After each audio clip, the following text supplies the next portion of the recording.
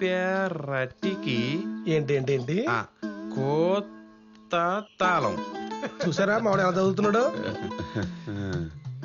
ఎండిన నా ఆకుళ్ళు ఎండుటాకులు ఎంత బాగా చదువుతున్నాడు. పూకార్లు హలో, ఏంటి అల్లుడు కోసం వెతుక్కుంటూ వెళ్ళి అన్ఎడ్యుకేటెడ్ దగ్గర ఆగారు? ఆ క్రికెట్ మ్యాచ్ వల్ల నువ్వు పెట్టిన భయానికి నాకు కావలసిన కరెక్ట్ సంబంధం వెతుక్కున్నాను. అబ్బాయి నా టైపే. ఆ బ్యాచ్ పెద్దగా చదువుకోపోయినా నా కూతుర్ని బాగా చూసుకుంటాడు అని మీరు అనుకుంటున్నారు. అందరూ మీలా ఉండరు. ఇప్పుడున్న కుర్రాళ్ళకి ఎక్కువ చదువుకున్న పెళ్ళం వస్తే వాళ్ళు ఇన్ఫీరియారిటీ కాంప్లెక్స్ డెవలప్ అయ్యి పెళ్ళం ఎక్కడ తొక్కేస్తున్న భయంతో వీడు తక్కువ కాదని ప్రూవ్ చేసుకోవడానికి ఎదురు తొక్కి నారతీస్తాడు. ఈ సో కాల్డ్ పెళ్ళం కంటే తక్కువ చదువుకున్న మొగుళ్ళు. ఏంటి ఈ చీరలేంటి? నేనేం కట్టుకోమన్నానో నువ్వేం కట్టుకున్నావు? చూసావా బెల్ట్ ఎలాగుందో? కొట్టానంటే బొప్పలు తేలిపోతాయి. ఏంటో చూపేంటి? మీ నాన్న నన్ను ఏమైనా చేస్తాడనుకున్నా? వాడు నేను ఒకటే. వాడికి చదువు రాదు, నాకు చదువు రాదు. నన్నెవరు ఏం చేయలేరే. ఎందుకంటే నేను చదువురాని మొద్దునే. చదువురాని మొద్దునే. మొద్దునే మొద్దునే చదువురాని మొద్దునే మొద్దునే. నాన్న ఏంటి నాకు కర్మ? 7th లో 1 1 1, 10th లో 1 2 3,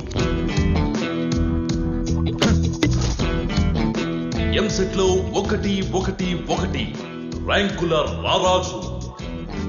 మీకు కావాల్సింది నాలాంటి చదువుకున్నాళ్ళుడు, హైలీ ఎడ్యుకేటెడ్ పర్సన్. అది కింద చూస్తూ కూడా చెప్పొచ్చు కదా బాబు, తన్నుకుంటూ వచ్చి చెప్పాలా? బలుపు చదువుకున్నారన్న పొగరు. ఇలాంటోడు అల్లుడైతే మీ కూతురు లైఫ్ ఎలా ఉంటుందో తెలుసా? ఓసే ఎంసెట్ 30,000 పక్కింటి ఆవిడ వచ్చింది చూడు. ఇంటర్ 2nd క్లాసు టేస్ట్ గా వంట చేయడం నేర్చుకోవే.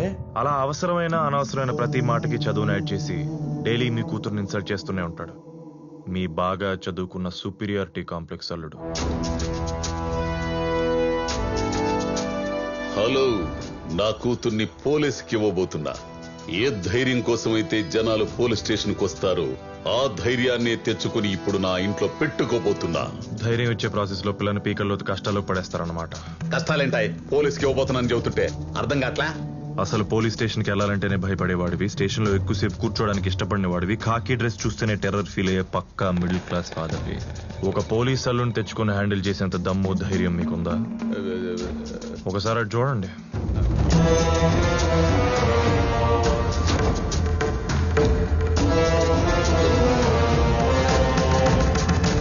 మీ కూతురికి మాత్రమే పంచాల్సిన ప్రేమను ఇలా 10 మందికి ప్రైవేట్ గా పనిచేస్తే ఆపే సత్తా మీలో ఉందా? ఆపడానికి ప్రయత్నిస్తే మీ అల్లుడు కక్షగట్టి మీ ఇల్లు మొత్తం రాయించుకొని మిమ్మల్ని రోడ్డు మీద పడేస్తే, ఇదే స్టేషన్ లో మీ మీద 3rd డిగ్రీ 4th డిగ్రీ ప్రయోగాలు చేస్తే,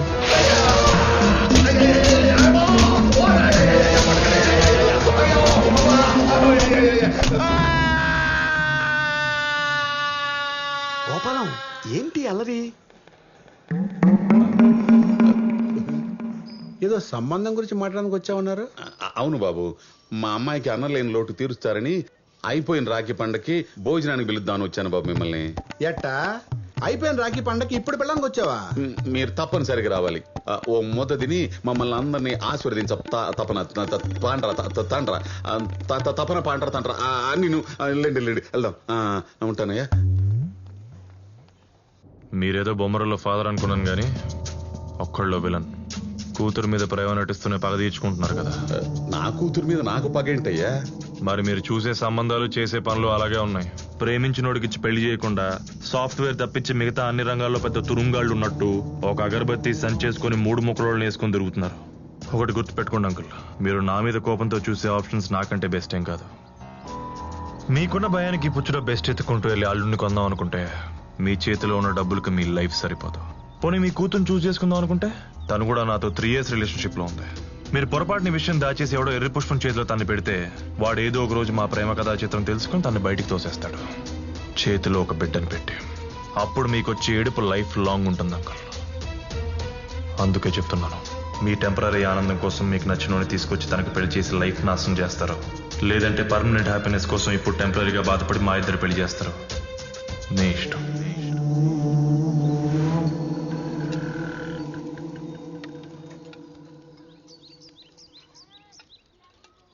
ఏం సార్ ఇదే? ఒక మిడిల్ క్లాస్ ఫాదరు తనకు ధైర్యాన్ని ఇచ్చేవాడిని అల్లుడిగా తెచ్చుకోలేడా? ఎవడు బడితే ఆడికి ఇచ్చి పెళ్లి చేసేసి తన కూతురు లైఫ్ ఏమైపోతుందో అని జీవితాంతం భయపడుతూ బతకాల్సిందేనా? తప్పదు గోపాలం గారు, నేను ఈ టార్చర్ భరించలేకే ఇదిగో ఈ శానిటైజర్ తాగి సూసైడ్ చేసుకుందాం అనుకున్నాను. కోటి, నీకు అసలు బుద్ధుందా? ఆయన పరిస్థితి ఏంటి, నీ మాటలేంటి? జరిగినవన్నీ చెప్పి భయపెట్టేస్తావా? నీకు గుర్తుందా ఆ రోజు మీ అమ్మాయి పెళ్లి చూపుల తర్వాత ఇలాగే టీ స్టాల్ దగ్గరకు వచ్చి కూర్చున్నావు. మాట్లాడుతూ మాట్లాడుతూ హర్ట్ అయ్యి హార్ట్ అట్టు పడిపోయావు. ఆ టైంకి అంబులెన్స్ వచ్చింది కాబట్టి బతికిపోయావు.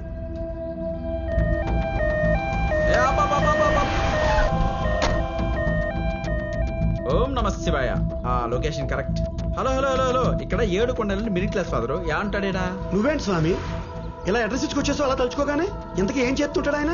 అంటే వాళ్ళ కూతురికి పెళ్లి సంబంధాలు చూస్తున్నాడట, ఏవి సెట్ కాలేదు, ఇంకా పెళ్లి చేయలేనమన్న భయంతో హార్ట్ స్ట్రోక్ వచ్చి పడిపోయాడట. మీకు తెలుసా? హార్ట్ స్ట్రోక్ వచ్చి పడిపోయాడట. మీకు తెలుసా?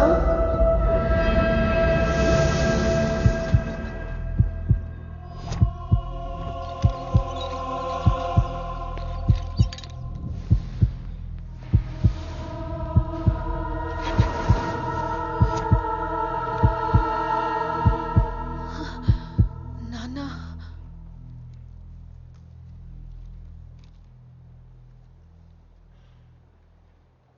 చాలా కష్టం అంటారనుకుంటానమ్మా. అసలు ఇది ఎలా జరిగింది? ఎలా ఏంటమ్మా, వాడే నిన్ను ప్రేమించిన ఆ ఎదవ, వాడు పెట్టిన భయానికే పొద్దున్నుంచి ఫోన్లు కొట్టి కొట్టి కొట్టి వచ్చిన సంబంధాలను చెడగొట్టి మాటలతో హింసించేశాడు. ఇలా ప్రాణాల మీద తీసుకొచ్చాడు. చూసావా, నీ ప్రేమ నీ తండ్రినే చంపేస్తుంది. అందుకే మేము నెత్తి నోరు కొట్టుకుని చెప్పేది, ఇలాంటి పోరంపోకు ఎదవల్ని ప్రేమించి మా ప్రాణాల మీద తీసుకురావద్దని. మీరు వింటేగా, అంతా మా కర్మమ్మా, మా కర్మ.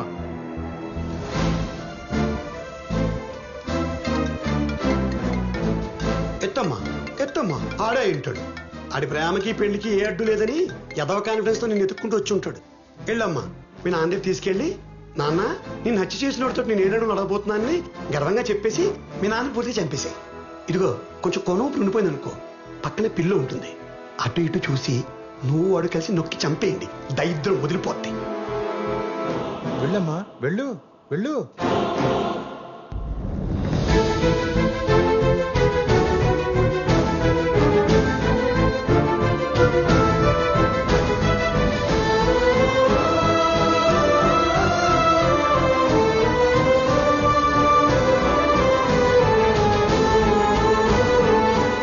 పద్దు, నీకేమైనా పిచ్చి పట్టిందా? మా నాన్నని చెప్పేస్తావా? అరే నేనేం చేశాను? ఇంకేం చేయాలి? ఆయన్ని చావుదాకా తీసుకొచ్చావుగా. పద్దు, you called all wrong. Just shut up. I know what you did to him.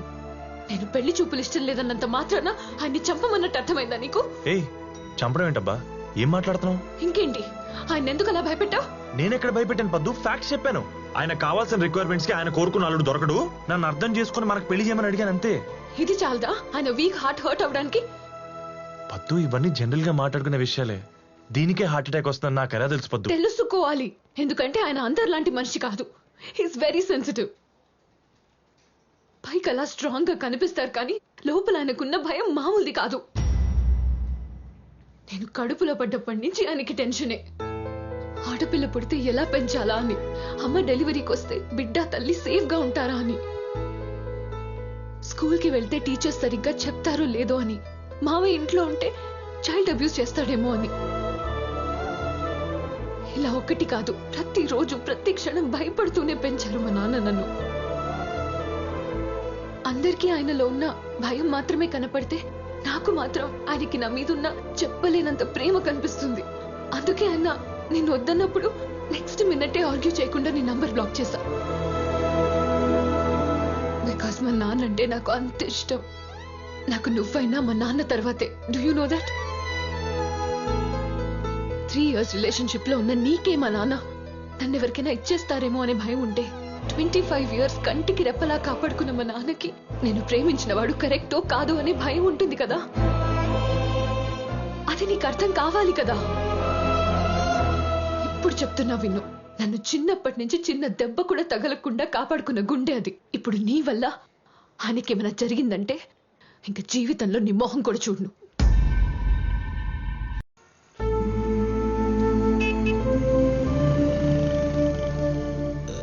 బావా, cheers. బావా ఏంట్రా ఒక పక్కన పద్దు తిట్టింది అలా నానేమో బెడ్ మీద ఉన్నాడు. అక్కడ ఏం జరుగుతుందో తెలీదు, చెప్పాను నాదుడు లేడు. పోనీ దానికి ఫోన్ చేసి కనుక్కుందాం అంటే ఎక్కడ ఖర్చేస్తున్నావు అని భయం. ఇన్ కేస్ ఆయనకి ఏమన్నా అయితే నా పరిస్థితి ఏంటో నాకే తెలియట్లేదు. మా ఇంట్లో ఇన్ని రా అన్న అవుతుంటే చీర్స్ కొట్టలేదు, చిప్స్ పెట్టలేదు, చికెన్ పకోడీ లేదని ఏదో మందు సిట్టింగ్ రూల్స్ చెప్తున్నావు. బావా ఇప్పుడు ఏంటి, నువ్వు ఇప్పుడు మీ మామ ఎలా ఉన్నాడో తెలుసుకోవాలి అంతే కదా? లేదా ఈ నైట్కి ఎవెన్ బస్కి ఈ పాస్ ఏమైనా తీసుకున్నాడేమో కొనుక్కోవాలి. అన్నిటికో మార్పు ఉంటుంది కదా. Operation Graham bell.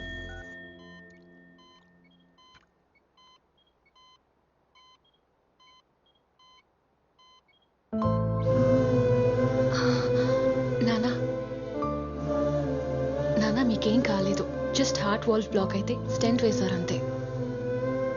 2 days లో ఇంటికి వెళ్ళిపోవచ్చు అన్నారు. అవునండి, యాస్టీజ్ గా మీరు మళ్ళీ నా వంటలు తినొచ్చు. మీకోసం కొత్త వంటలు కూడా నేర్చుకున్నాను. ఇంకా ప్రయోగాలు మీ మీదే. అమ్మ బయటపడ్డారు కాబట్టి వంటలు ప్రయోగాలు అంటున్నారు. ఒకవేళ పోయి ఉంటే కర్రీ పాయింట్ ఎట్టుకోవాల్సి వచ్చేది. ఓ పాలసీ కట్టమని చెప్పండి అమ్మా. అరే మూర్తి, ఎందుకురా భయపెడతావు? నాకేమైనా జరిగితే కదా తనకు జరగటానికి.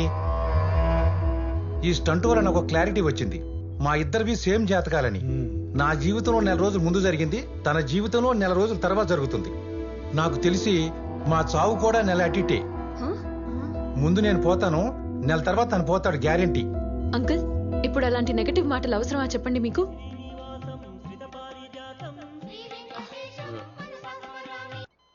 హలో పొద్దు ఎత్తింది. హలో అమ్మా, నాన్నగారు ఉన్నారా? ఉన్నారు. నాన్నగారికి హార్ట్ సర్జరీ అయింది. మీరు? నేను ఆయన రహస్య స్నేహితురాలమ్మా, అప్పడాల విజయలక్ష్మిని. నీకు పిన్నినవుతాలే. ఇప్పుడు ఎలా ఉంది నా గుండె? ఆయన గుండె బాగానే ఉన్నారు, స్టెంట్ వేశారు అంతే. ఓహో పోనీలేమ్మా, నేను మొక్కుకున్న మొక్కులు వృధా కాలేదన్నమాట. మనిషి లేచి వచ్చాడన్నమాట. అబ్సల్యూట్లీ. ఆయన లేచాక ఆయన బేస్ వాయిస్ తో ఫస్ట్ మాట్లాడే మాటల తోటలన్నీ ఫస్ట్ నా చెవుల్లోనే పేలాలి. చెప్తావా? అలాగే. ఏమండి ఫోన్లో ఎవరు? మిమ్మల్నే. మరీ అంత రాగాలు తీయడం అవసరమా? ఆయన బాగానే ఉన్నాడు కదా. నెక్స్ట్ ఏంటి? దానికి స్కెచ్ చేశాను. ఆయన డిశ్చార్జ్ అవగానే ఛార్జ్ తీసుకుందాం.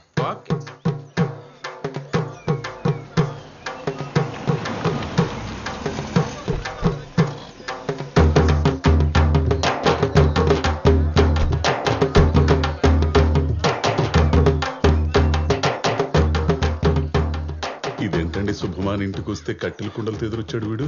గోపాలం, ఈ మాత్రానికే కంగారు పడతావే? నేను హాస్పిటల్ నుంచి వచ్చి వాకిట్లో అడుగు పెట్టాను లేదు, శవం వచ్చి చెలరేంచుకెళ్ళింది.